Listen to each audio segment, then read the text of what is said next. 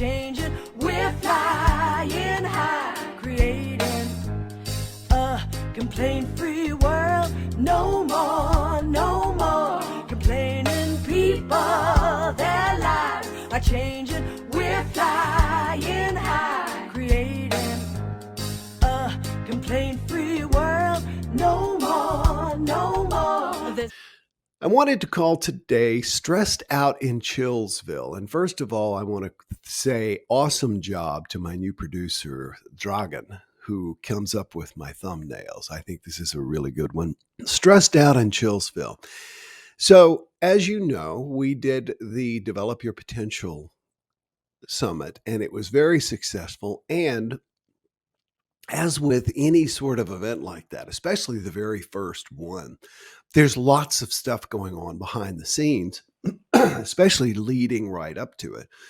Because after you've got all the videos produced and you've got all of the graphics and figured out how everything's going to interplay with each other, and you go in and test it, well, as one person put it, there's always holes in your boat. There's always holes. You go back through and you're like, oh, we forgot to have an email that sends out in case of this contingency, or this one is going to send out to everyone who ever ordered anything, or anyway, just lots of little things like that. So me and my team were just focused on patching these holes.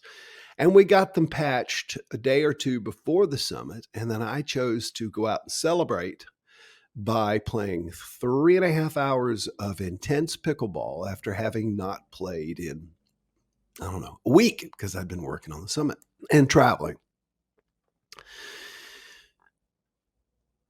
That night, I went to bed and I woke up and I could not turn my head. I was totally the Tin Man from The Wizard of Oz. I couldn't turn left. I couldn't turn right. I couldn't go down. I couldn't go up. And it was 3 a.m. I could not find a comfortable place on my pillow.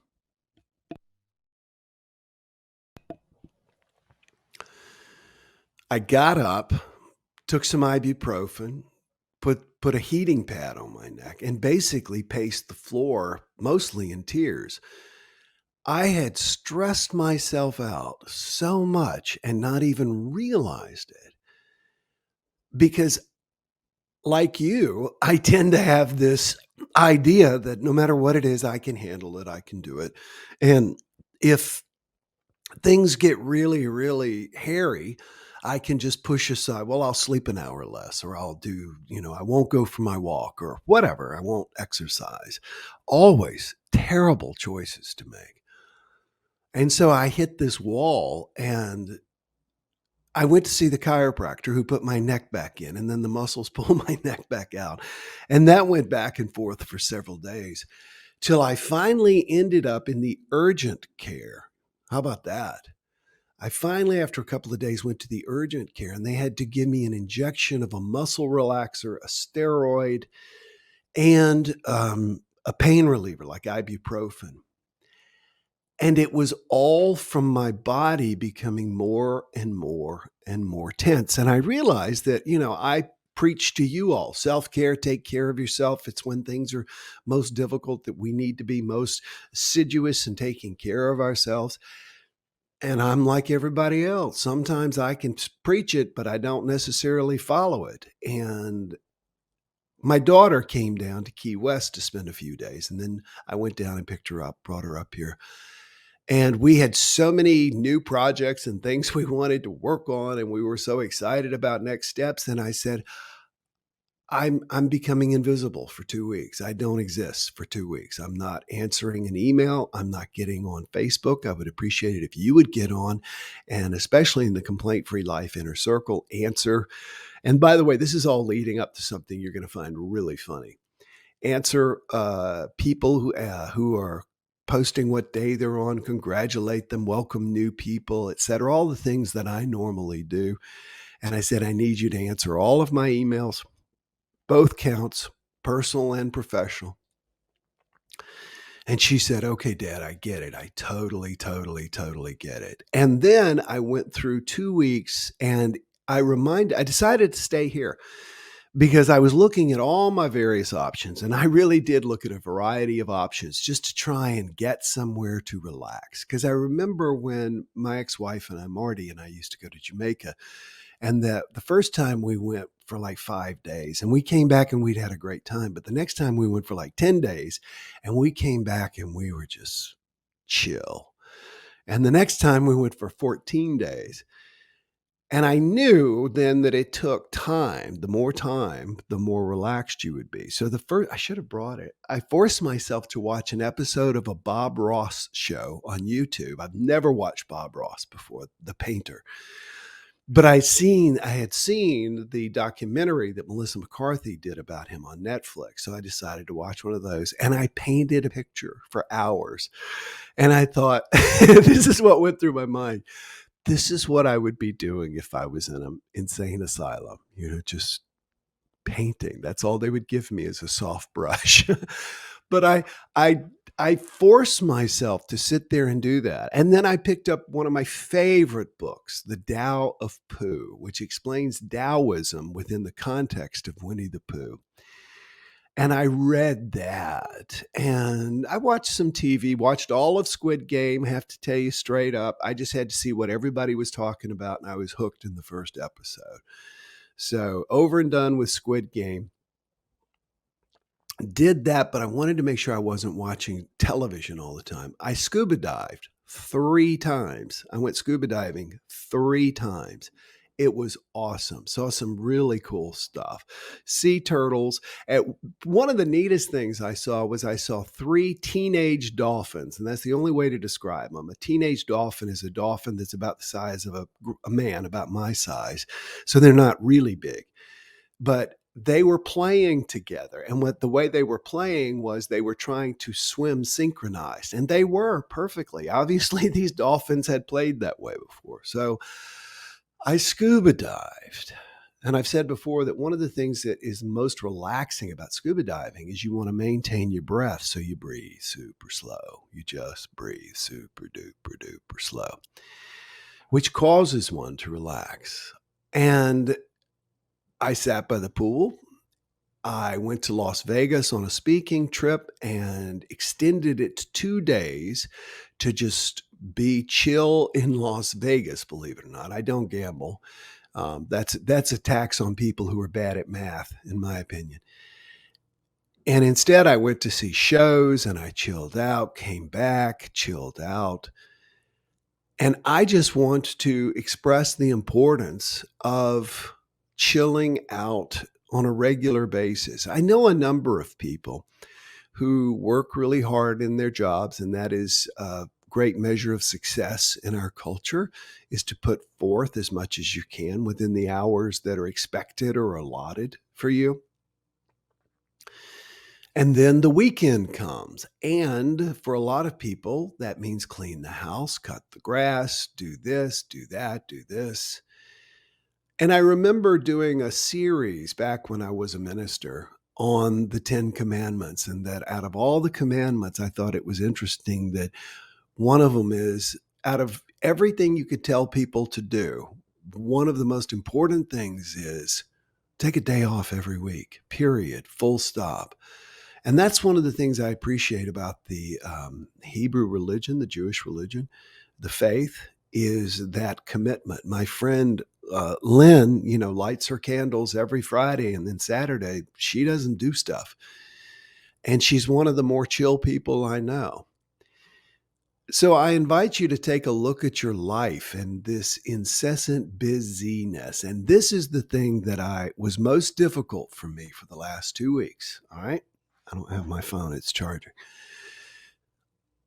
I forced myself not to check my phone. Well, first of all, there wasn't a whole heck of a lot of reason to check my phone, because I get alerts if my daughter or one of my employees really needs something. But otherwise, So I didn't check my phone. I got my screen time report on Sunday. My iPhone gives me a screen time report on Sundays, and it said that it was down. You ready for this? 92%. I looked at my phone less, 92%. What did I do during that time? Mindfulness. I did the thing that we all need to do on a regular basis and which is so hard to do, and that is just truly be mindful for the last couple of weeks. My voice sounds more relaxed. I can tell it. I forced myself to simply be there. And that's why I chose to stay here, because this is one of the top tourist destinations for people to come and just relax. And yet here I am, stressed out in Chillsville. So I decided to have new associations with where I live, new relaxations, just new ways of being. And here's the funny thing. I reached out, my daughter and I talked, but nothing about having to do with me speaking or creating or anything like that. It was more personal stuff. And I thanked her. I said, it's so nice of you to be willing to take on all my stuff. You're answering all of my emails. You are handling all the notifications in Facebook, etc. And she said, Dad, it doesn't take any time at all. I said, what do you mean? She says, I handle all of your emails in about 3 minutes. Your personal emails is mostly sales pitches and stuff like that from people you've, bought stuff from, pickleball paddles and stuff like that. And she says, and in the professional, there's not a lot. And most of that stuff I handle anyway. You just forward to me. And all of a sudden I went, all this stuff that I thought was so important that I had to constantly check my emails. And she's like, and so what I did was, as I'm working myself back, because today is still considered a day off, even though I've got a meeting or two, that's what I've done. I've just added a little bit back into my day. But I went through my emails and I unsubscribed. I remember Marty had 10,000 emails in her inbox. And they've shown that there's a psychological weight to that, that for most people, there's a thought, at least subconsciously, I got to get and go through all those emails. And having that in my inbox. And so for the last few days, I'm like, do I read these? Do I really need these? I can still archive these or send them somewhere else, or I can unsubscribe. And I unsubscribed and it felt so good. Now I don't even feel like I need to check my phone because I don't have to worry about them building up, because they're not going to build up. So if there are things that you can do to make your day less stressful, do them. Take that one day a week. I kept listening to the song, Today I'm Not Going to Do Anything, and that's going to be our song of the day, by the way. Today I'm not going to do anything. I don't remember who it's by, but I call it up, you'll know. So thank you so much. Oh, I want to read these comments here. And if you have a comment, etc., please join me in that as well. Your life is enjoyed when you are in the present moment with it. And that's what mindfulness is. I've got a couple of speeches next year where I'm going to be teaching mindfulness. So I'm really, really practicing it. And there is no stress when you are mindful, because stress is always about the future. Guilt and shame are always about the past. The present is.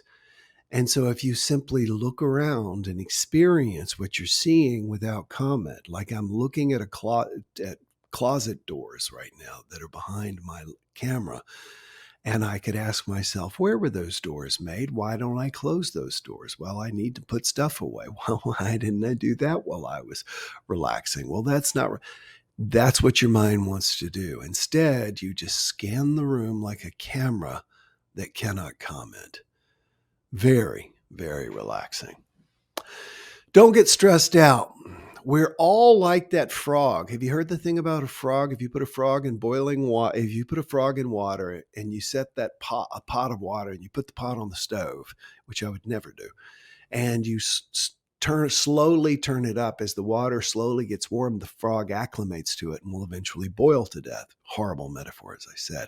But if you throw a frog into boiling water, it will instantly jump out. If you knew the level of stress that you were adding on to you, you would begin to find ways to let it go on a daily basis. And mindfulness is the best way. No more complaining people.